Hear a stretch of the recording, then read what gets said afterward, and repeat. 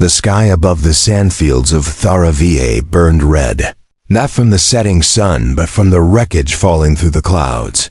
Human ships, twisted and broken, scattered across the desert like bones after a feast.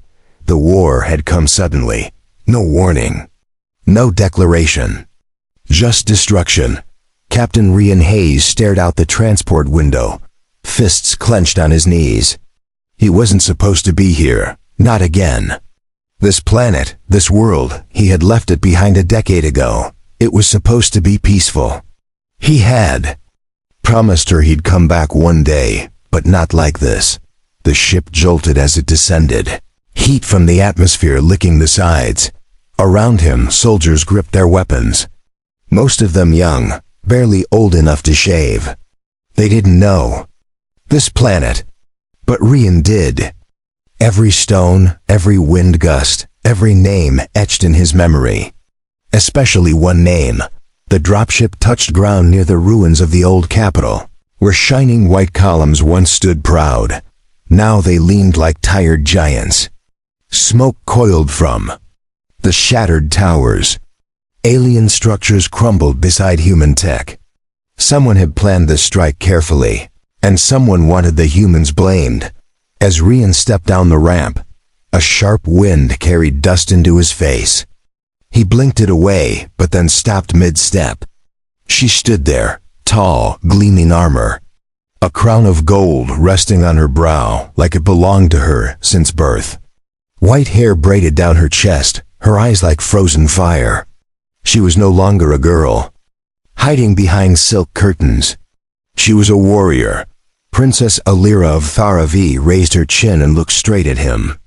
No smile, no anger, just those eyes. A soldier beside Rian muttered something, but he didn't hear it.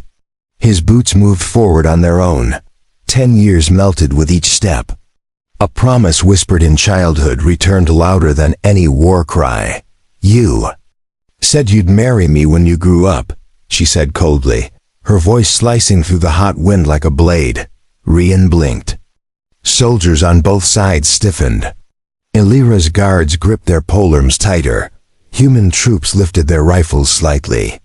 Rian raised his hand to calm them. He couldn't believe it.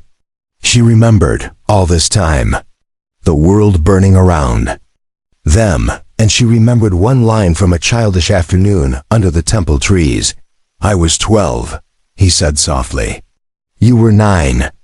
I didn't think you'd take it seriously." "I did," she replied. "And I kept my people from executing your kind because of it. That stopped everything." Alira had held her army back. A full invasion had been possible. Instead, she waited for this moment. For him, the war wasn't because of the humans. It was a trap. But she had delayed her blade for a promise made by a boy with muddy boots and a crooked smile. Now the desert silence broke with distant gunfire. Somewhere east, real battles had started. The ceasefire was crumbling. Both sides, ready to blame the other. Rian didn't move. Neither did Alira. The world watched them. Old feelings clashed with duty. And beneath her gold-plated armor, he swore he saw her chest rise just a little faster. A sign of breath or nerves, or something she didn't want to show. He lowered his helmet. "I'm here now," he said. "But if you think I came to honor a childhood joke, you're wrong. I came because someone wanted this war to happen. And I want to stop it." She stepped closer. Only inches between them now. He could smell her. Sand, metal, and something soft like the blossoms from the temple trees. Her voice dropped low enough only he could hear. "If you want to stop this war, you'll have to stay with me. In the Kwangdi palace, beside me." As my consort, he felt the eyes of his men on him. The weight of duty pressing his spine. But there was something heavier in her words. Not desire, not politics, it was fear. Not of him, but of what would happen if he said no. From behind her, an alien general stepped forward, eyes burning. "Princess, we should not trust him. He's just a human." She didn't even glance at the general. "He's not just a human. He's the reason I stopped the first attack." And now he's the reason I might still believe in peace. Rian inhaled, deep, steady. The war wasn't just ships and guns. It was old promises, childhood memories, and a choice he didn't know he would ever have to make, so he did the only thing he could. He stepped forward and said, "Then lead the way, princess." Asterisk. The palace gates opened not with a mechanical hiss, but with the heavy grind of ancient stone against stone. Rian followed Alira through the archway, his boots echoing on polished marble that reflected the twin suns above. It was surreal, this blend of old royalty and war-ready tension. Soldiers lined the walkways, not bowing, not speaking, just watching. Alira's armor gleamed gold with each step. She never looked back, not once, but she knew he was following. That was enough for her. The silence between them stretched tight, like a cord ready to snap. But neither dared cut it just yet.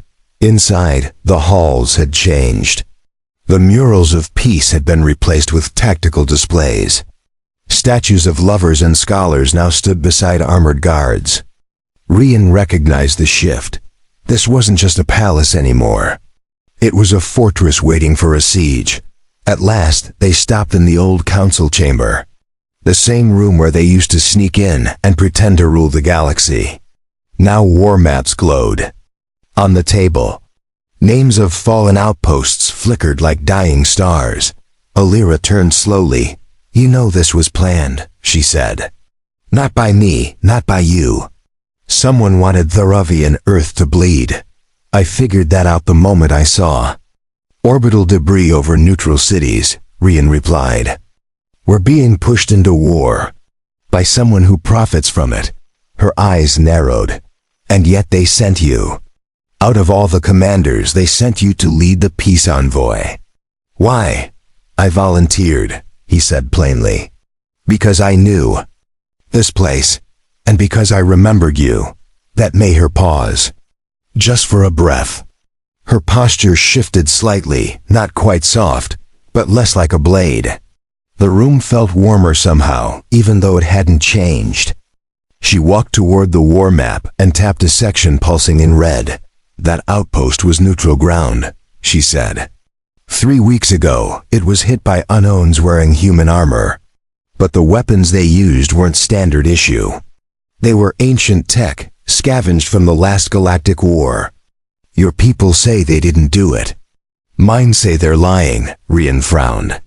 "And who benefits if we fight?" a voice answered from the shadows. "The ones who want us extinct."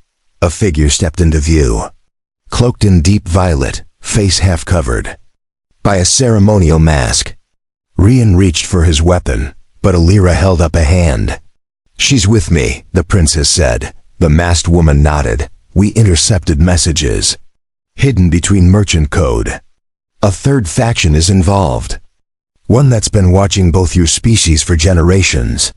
Testing, probing, waiting for the right moment to break us apart." Rian lowered his hand. "Why not expose them publicly? They erase their traces before we can act," the masked woman said. "The moment we point, the finger gets cut off." Alira crossed her arms. "So we must do what they don't expect. We must unite. Publicly, strongly, and symbolically." Rian already saw it coming. "You want to use the marriage promise?" Alira met his eyes. "Yes, a binding alliance. Personal, cultural, one they cannot twist or deny. You and I together, in front of every camera, every broadcast, every species. The galaxy must see we are one side. One front." It made sense, politically, strategically. But inside him, old feelings stirred. Not fear, not discomfort, something heavier. The memory of childhood afternoons in the garden, the laughter under orange trees, the way she used to follow him around with that carved wooden crown and call herself queen. "Is this what you want?" he asked quietly. Alira didn't flinch. "I want peace. And if peace must be wrapped in gold and words of old promises, then I accept it. But I won't force you. I won't trap you in chains just to save 2 worlds." That honesty shook him. He expected cold strategy. He found something warmer. Maybe even real. Maybe not love yet, but something brave. Something willing to carry the weight of thousands to avoid one more death. He stepped closer. The council chamber seemed to fade away. Only her eyes remained in focus. "I don't remember everything from when we were kids," he said. "But I remember you said I was the only boy who didn't run away when you threw a spear at him." She smirked. "And you caught it," he nodded. "Maybe I can still catch what's coming." She raised a hand, not in command. "In offering." "Then let's catch it together." Rian took her hand. The masked woman silently stepped aside. The golden light from the high windows touched their joined hands. Two warriors, two leaders. No longer children playing pretend. Behind them, the war map continued to flash. The real enemy still moved in shadows. But for the first time, there was a light strong enough to cut through it. And it began not with orders or battle cries, but with a promise reborn beneath a crown of gold. The announcement shook the galaxy. Within 24 hours of Rian and Alira clasping hands in the council chamber, a wave of transmissions spread across star systems. Human and Theran leadership confirmed the news jointly. Not a ceasefire. Not a treaty, but a bonding ceremony. Media channels exploded. Some praised it, others mocked it, some feared it. But no one ignored it. Because this was no political stunt between diplomats. This was a human soldier and an alien princess forging a new alliance in front of all. Inside the palace, the preparation began.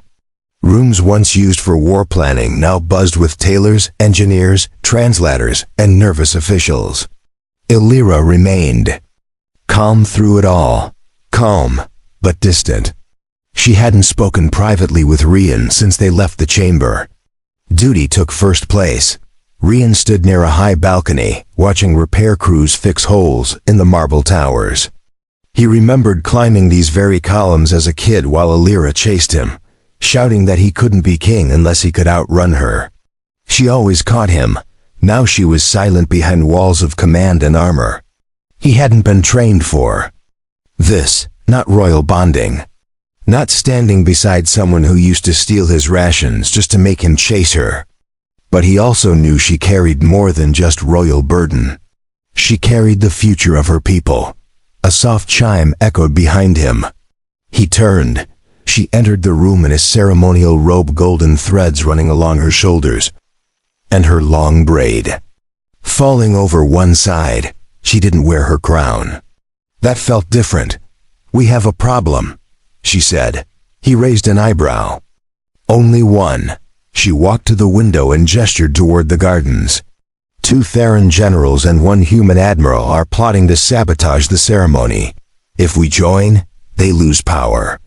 Their positions rely on endless conflict. Peace threatens them." Rian clenched his jaw. "So they plan to stop it before it begins. They've gathered weapons," she said. "Hidden inside diplomatic shipments. The blast radius could level the courtyard during the vows." He looked at her. "Then cancel the ceremony. Postpone it. We can expose them, arrest them, show the galaxy the truth." She shook her head. "No, if we cancel now, the galaxy will think we're breaking the alliance. Panic will spread. Others will act on fear. Battles will erupt before the truth catches up." Rian stared at the garden below. A place once filled with laughter and fruit trees. A place where peace was real, not symbolic. Now it was marked for death. "I'll handle the human admiral," he said. "You deal with your generals." Her gaze sharpened. "Are you sure? I was a soldier before I became a symbol," he replied. "Let me act like one while there's still time." She touched his arm. Just briefly. But it said more than words. Trust, respect, maybe something deeper he wasn't ready to name. Hours later, Rian moved through the lower docks of the palace where Earth's diplomatic carriers rested. Guards saluted him, unaware of the purpose. In his steps, his target was Admiral Roque, a war hero with a reputation for ruthlessness. and no love for peace talks. Inside a maintenance bay, he found Roke speaking with two uniformed officers. They turned as Rian entered. Tension thickened like smoke. Roke offered a dry smile. "Captain Hayes," he said, "shouldn't you be polishing your boots for your big royal wedding?" Rian stepped forward. "I know what you're planning. Call it off, or I'll call command and expose every piece of this betrayal." Roke chuckled. "Expose me, and what happens next? The public learns that peace was forced with a threat, that your union was blackmailed by violence. You think that builds trust?" Rian didn't blink. "Better that than a courtyard of corpses." Roke raised a hand. His officers reached for their weapons. But before they drew, Rian moved, fast. Military reflex. Elbow to the jaw. Boot to the knee. 1 down. 2 down. Roke reached for his sidearm. But Rian already had his blaster aimed. "Tell me where the explosives are," Rian growled. Roke spat blood. "You're just a puppet. When they tire of your fairy tale, they'll toss you aside like the rest of U.S. Rian fired, not to kill, but to burn a deep hole into the metal beside Roke's head. The Admiral froze. Then slowly he spoke. Coordinates, access codes, details of the shipment. Rian recorded it all and left Roke cuffed to a pipe. The truth would come later. For now he had what he needed. As he emerged from the docks, a secure line opened in his earpiece. Illyra's voice came through. "Calm. Clear. My side is handled," she said. "And yours?" "There won't be a problem," he replied. "Good. Then meet me at the East Tower." "The dress rehearsal starts in 1 hour," Rian smirked. "I'm not good at rehearsals. You better learn. Tomorrow the whole galaxy will be watching." The East Tower was quiet. For the first time since Rian had landed on Thara-Va, there was no shouting, no weapons clashing, and no chaos. Just stillness, the kind that felt rare during wartime. The kind that usually came right before something important. He stood alone in the tower's high chamber. Golden drapes moved slightly with the breeze from the open balcony. Through it, the view stretched across the white stone city. Repair ships drifted above like quiet giants. Patrols moved in orderly lines. For a moment, peace looked possible. The chamber doors opened behind him. Illyra stepped in. She wasn't wearing armor. She wasn't wearing royal robes either. Just a simple dress, light silver, the color of moonlight. Her long braid had been untied. Now her hair flowed down like strands of snow. Rian turned. He opened his mouth to speak, but no words came. Not right away. She didn't say anything either.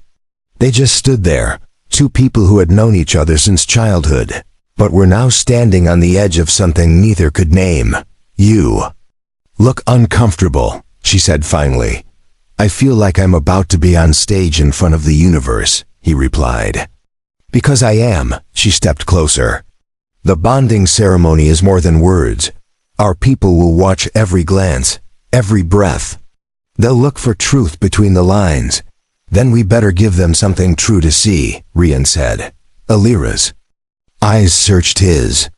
"Do you still think this is just a political move?" He shook his head. "Not anymore. I saw what you risked. What you've protected. You didn't have to hold off your armies. You didn't have to trust me. But you did. That matters." They stood near the balcony now. The wind lifted a few strands of her hair.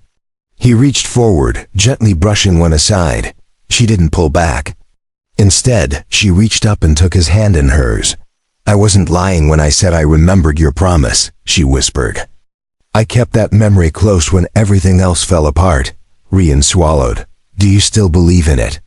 "Even after all this time, I believe in the boy who said it," she replied. "And maybe the man he became, before he could." Answer. A sudden chime interrupted them. A voice crackled through the hidden wall speaker. "Urgent. Your Highness. Captain Hayes. A private channel request." Encrypted priority. Rian tapped his wrist display. The screen lit with a grainy face, human, gray uniform. The markings showed Earth Central Intelligence. "Captain Hayes," the voice said. "We intercepted a final data packet before the rebel admiral system wiped itself. There's another threat." Rian stiffened. "Where?" "Not at the palace. It's orbit side. A disguised satellite carrying a focused EMP cannon. It's aimed at Theran defense grids. Once we're united, they plan to blind the system and invade during the confusion." Alira stepped beside him. "Can you disable it remotely?" "No," the agent said. "It has to be done manually, from orbit, from inside the station itself. And the window is closing fast." Rian looked at Alira. "If I go, I might not be back in time for the ceremony." "If you don't go," she said, "there might not be a ceremony at all." He turned off the signal. For a moment, he stared out across the city. He had just begun to feel something real with her. And now, once again, duty stood in the way. "I can go with you," Alira said. "No," he replied. "You need to stay here. Hold the Alliance steady. Let them see your strength. I'll make sure nothing falls from the sky." She touched his face. It was the first time since they were children that she showed such vulnerability. No words. Just a touch filled with memory and quiet fear. He leaned forward, pressed his forehead to hers. "If I don't make it, tell them I stood by my promise. Even if I couldn't walk the path to the end." Her grip tightened on his arm. "You'll make it," she said. "Because I said you would. And you always hated proving me wrong." He allowed himself a quick smile. Then he turned and walked toward the exit. The guards outside saluted. A sleek shuttle waited on the landing pad. Engines ready. A pilot already briefed. As the craft lifted off, Rian looked down once more. The palace, the city, the woman who now held the hearts of two worlds. He had no crown, no throne, but he would protect her just the same. Above him, the stars waited. Somewhere among them, a silent cannon aimed to shatter everything they had built, and Rian Hayes was going to stop it, even if it cost him everything. The shuttle punched through the upper atmosphere like a dart slicing through water.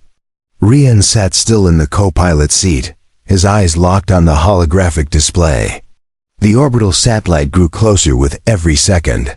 It was disguised as a communications relay. From a distance, it looked harmless. Up close, it was a weapon. The pilot, a young Theran with cybernetic eyes, tilted her head slightly. "This thing isn't just a cannon. It's a logic spike. If it hits, your entire fleet will think it's friendlies firing until it's too late. Then we don't give it the chance," Rian said. The cockpit lights dimmed as the satellite loomed in the viewport. Jagged panels extended like sharp wings beneath its surface. Glowing coils pulsed with quiet menace. A single blast could knock out both Theran and human planetary shields. The perfect strike during a moment of celebration. The pilot glanced at him. "I can drop you on the access ring, but after that, you're alone. The satellite's SI will jam signals the moment you're inside." Rian nodded. "Then time it right. If I don't return in 20 minutes, return without me." She hesitated. "Understood, Captain." The shuttle locked onto the outer hull. Magnetic clamps hissed. Rian stepped into the small airlock, checked his suit, and pulled his helmet into place. The countdown began. 3, 2, 1. The outer door blasted open. He launched into space. No sound, just movement. Pure, silent momentum. His boots hit the access ring. Magnetic solace latched onto the surface. He moved quickly, planting a signal disruptor and cutting through the outer hatch with a plasma blade. Inside, the satellite hummed with quiet life. The corridors were tight, built for machines, not humans. Red and blue lights blinked along the walls. A central chamber pulsed at the core. That was the cannon. He had minutes before I noticed the breach. He moved fast, disabling 2 auto turrets and ducking under rotating sensors. The control module appeared ahead, a black cube with etched alien symbols and a glowing interface. Rian reached for the override port, pulled out a military drive, and connected it. The screen flickered. A voice filled the air. Not loud, not angry. Calm. You are delaying the future. This alliance will break. We are simply pushing the timeline forward, Rian spoke aloud. You speak of control. I fight for choice, the voice replied. You were never meant to have it. Suddenly, the floor beneath him shifted. Defense systems activated. A beam shot past his arm. He dove sideways, rolled, and fired at the emitter. Sparks exploded. He dragged himself to the console, fingers dancing over the controls. The AI fought back, rerouting commands, closing the core shield. He reached into his belt and pulled a pulse grenade, set it to localized burst, slammed it into the override slot. This is your future, he said. The blast ripped through the console. Lights failed. The IS voice cracked and faded, but the cannon was still armed. He ran down the hall, toward the power node.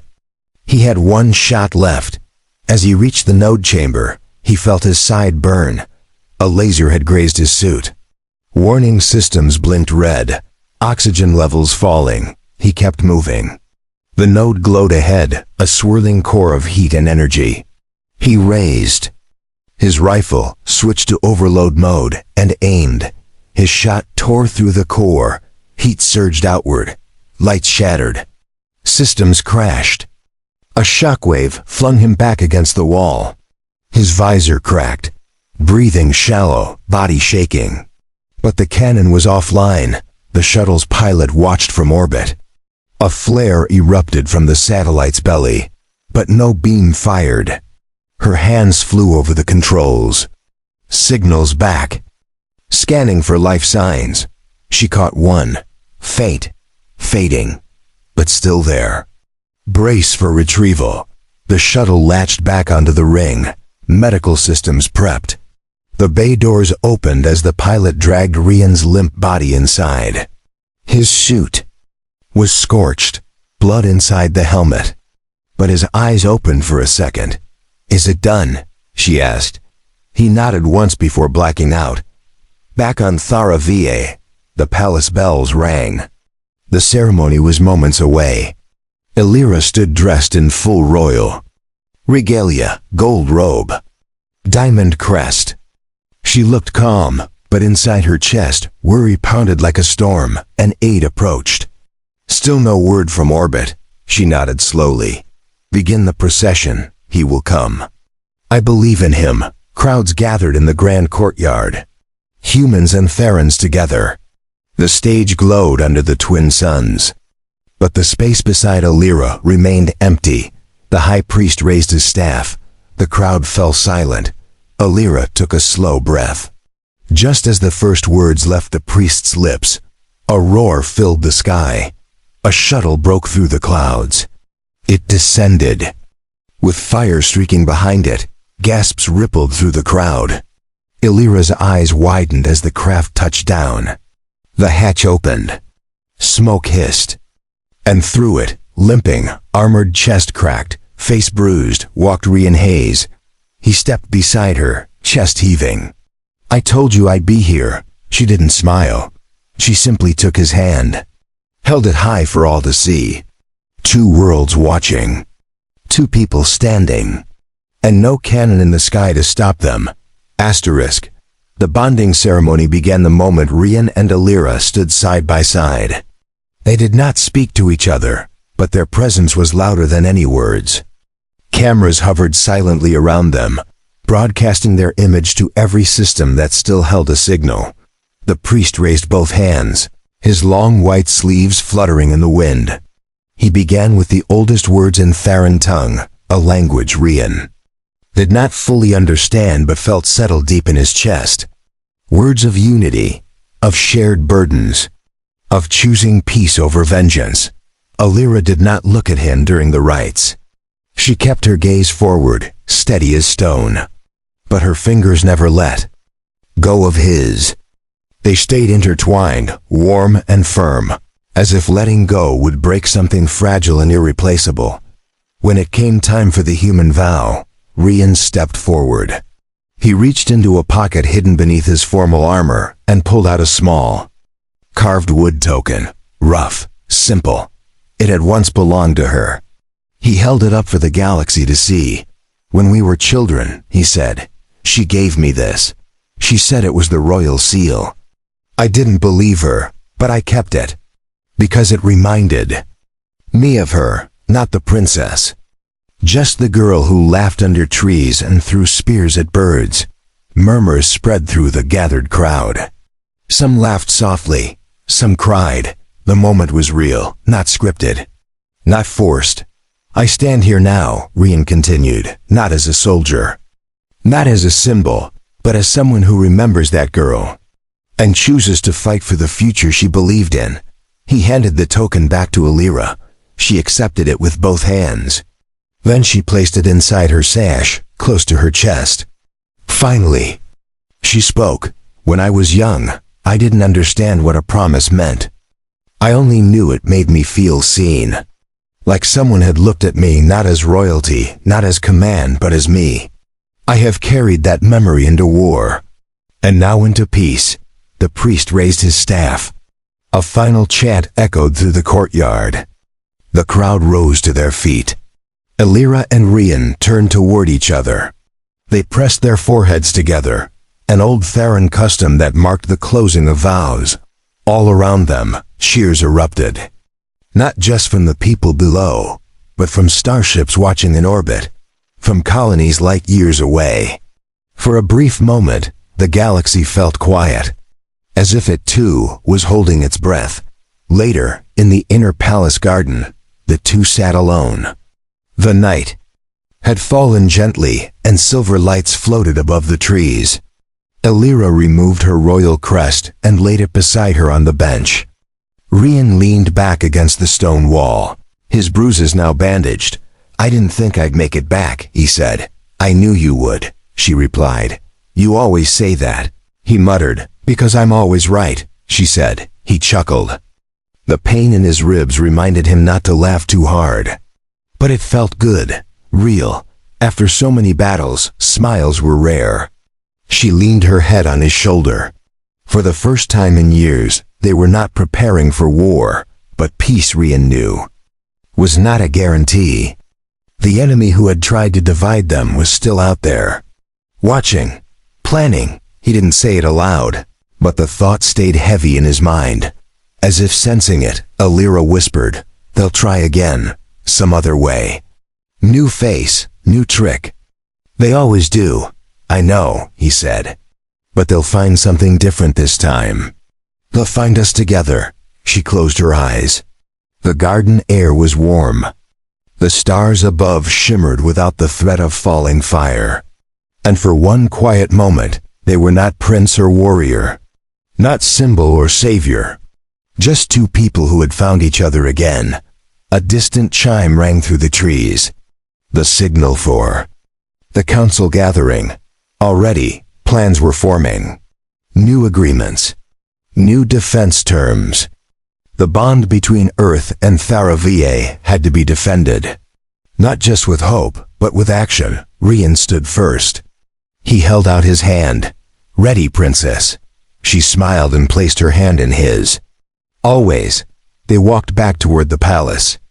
The guards bowed as they passed. The doors opened without sound. Behind them, the garden remained still, and above them, a galaxy watched the two who had once been children beneath trees, now walking as leaders, side by side. The council hall was larger than any war room Rian had ever entered. The ceiling stretched so high it seemed to touch the stars. Holographic banners of Earth and Thara-Va shimmered above a platform where both delegations now sat. A circle of leaders, a chamber of risk. This was not a celebration. It was strategy. Less than 24 hours after the bonding ceremony, both sides had begun the real work. The enemy that had tried to destroy them hadn't vanished. It had simply failed once. And no one believed it would stop there. Alira sat beside Rian, her hands folded in her lap. Her expression was calm, but her eyes moved with sharp attention. Every word spoken was weighed. Every pause was measured. Across from them sat officials who, only days ago, had prepared for war against one another. A Theran general stood first. His voice was steady. The traitors have been identified. All three have been taken into custody. Evidence of their involvement with the Shadow faction has been secured. An Earth admiral nodded. The transmission logs from the satellite match our own investigations. The same symbols appear in our oldest conflict records. This enemy has existed longer than both our species knew space travel. One of the human diplomats leaned forward. What do they want? Alira answered. Division, chaos, profit from fear. If we fall into war, they grow stronger. But if we stand united, they lose their shadow. The room fell silent. Rian watched the expressions of those around the circle. Doubt, caution, but also something deeper. A flicker of belief. A seed of trust. He stood slowly. We cannot stop them in one day. But we can stop ourselves from making their job easier. No more lies, no more secret weapons. We build this alliance with truth or not at all. The chamber erupted in low voices. Some in agreement, others unsure. But no one argued against him directly. The weight of what he had done in orbit and what they had seen in the ceremony could not be denied. Alira rose next. To prove our intention, Thara-Va will open its military archives to human intelligence. Every deployment, every asset. Nothing hidden. Rian turned toward her, surprised. She hadn't told him that plan. It was bold, risky, but it was the first true act of trust anyone in the room had witnessed. The Earthside hesitated. Then the Admiral slowly stood.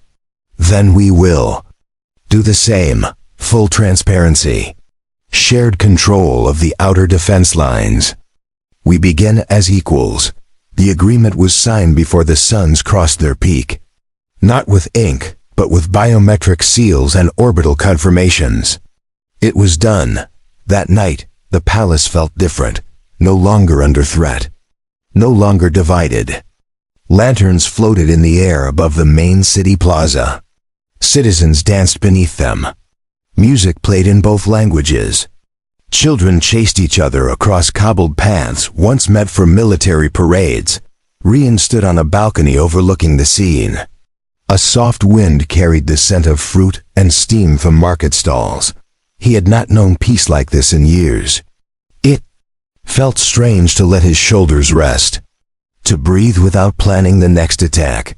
Alira joined him, holding 2 cups of clear Theran tea. She handed him one and leaned beside the rail. Do you remember when we snuck out to steal moonberries? From the garden below. I remember you blamed me when we got caught. He replied. You were easier to believe, she said. They sipped the tea. It was warm and slightly sweet. He looked at her. The braid in her hair was different now, looser, more relaxed. Like she finally let herself rest. I didn't think we'd get here, Rian admitted. Neither did I, Alira said. But I'm glad we did. And I'm glad it was with you. He set his cup down and turned to face her. So what happens now? The council meets again. Plans are made. But us? What are we? She studied his face. Her expression softened. We are what we always were. A promise made beneath trees. A spear caught in flight. A choice to believe in something more. He stepped closer. Then I choose that. No politics, no ranks. Just you and me. She placed her hand on his chest. Then start by choosing tomorrow. Stay with me. Not as a soldier. Not as a shield. Just as yourself. He didn't need time to think. Not anymore. I'll stay. In the plaza below, fireworks lit the sky. They reflected in the windows around the city. Blue, gold, white. Colors of unity. Colors of a future earned by faith, fire, and forgiveness. Rian leaned in. Their foreheads met again. This time not for tradition. This time because it felt right. And as the city celebrated, the stars above finally looked peaceful. Months passed. The alliance between Earth and Thara-Va was no longer just words. It was visible in every trade dock, every council session, and every joint patrol through the stars. The two species had not just shared plans. They had shared vision. The once divided systems now carried both flags. Where once scouts eyed one another across borders, now ships flew in formation. Information flowed freely. Sabotage attempts were reduced to whispers. The Shadow faction had gone quiet, but no one believed it had vanished. Rian had taken up permanent residence in the eastern wing of the palace. It had once been a guest hall for foreign visitors. Now it was his home. He had hung a carved wooden token above the doorframe. A reminder of where it all began. Alira ruled with both grace and steel. Her days were filled with meetings, alliances, and decisions that shaped more than one world. But every night, she returned to the garden where the trees still bloomed. And Rian was always there waiting. Their bond had grown beyond ceremony. It had become something rooted, not just in shared duty, but in shared mornings. Shared silence. Shared scars. They had not erased the past. They had built something stronger on top of it. One quiet morning, Rian stood outside the palace gates. A Theran child approached, no older than 10. She held a sketchpad and stared at him with wide eyes. "Are you the human who married the princess?" He smiled. "I suppose I am. Did you really catch her spear when she threw it at you?" "I did. But barely." She giggled and ran back to her group, holding up her sketch like a treasure. He watched her go, something warm settling in his chest. He had never wanted to be a hero. But maybe being a symbol wasn't such a curse when it gave others hope. That afternoon, Alira called a meeting in the newly built Stellar Forum. Representatives from 5 neutral worlds arrived. Some had stayed out of the war. Others had once sold weapons to both sides. Now they came seeking something different. She stood before them not as a queen, but as a bridge. She spoke of unity, not domination. Of learning, not conquering. Of survival that only worked through togetherness. They listened, some with caution. Others with wonder. Rian watched from the side. He didn't speak. He didn't need to. She had grown into more than he could have imagined. And he was proud. Not just as her bondmate. As someone who had believed in her from the start. Later that night, they stood together on the highest tower of the palace. The stars stretched above in rivers of light. Below, the city glowed with peace. No alarms. No smoke. Just soft music drifting from street corners. "You were quiet today," Alira said. "You didn't need my voice," Rian replied. She turned to him. "That's not why I want you beside me." He raised an eyebrow. "No, I want you beside me because when I forget who I am, you remind me. Not with speeches, but with silence. With memory." He stepped closer. "Then remember this. We didn't win by weapons. We won by standing still, by saying no to the storm." She nodded. "And if the storm returns, we'll face it again. Together." He wrapped his arm around her. They stayed like that for a long time. No need to move, no rush. The galaxy could wait. For now they had earned this stillness. In the weeks that followed, the alliance spread further. New treaties were signed. Old enemies reached out with hesitant hands. The scars remained. But so did the will to heal. And at the center of it all stood 2 names repeated in every speech. Alira of Thara-Va, Rian Hayes of Earth. Not rulers. Not icons. Just people who kept a promise made in the dust of childhood. A single message blinked in the palace tower. 1 morning, a coded transmission. Origin unknown. The symbol of the Shadow faction. A warning. 3 words, "We are watching." Rian read it twice, then deleted it. He looked at Alira, who had already seen it too. She gave a slow nod, no fear, only understanding. The peace they built would always need guardians, but they were ready. They had faced war, they had faced betrayal, and they had stood together when the galaxy expected them to fall. Now they would live together, not just as leaders, not just as mates, but as proof that even in a fractured galaxy, 2 people who kept a promise could change everything. And the stars above, once distant and divided, now seemed just a little closer.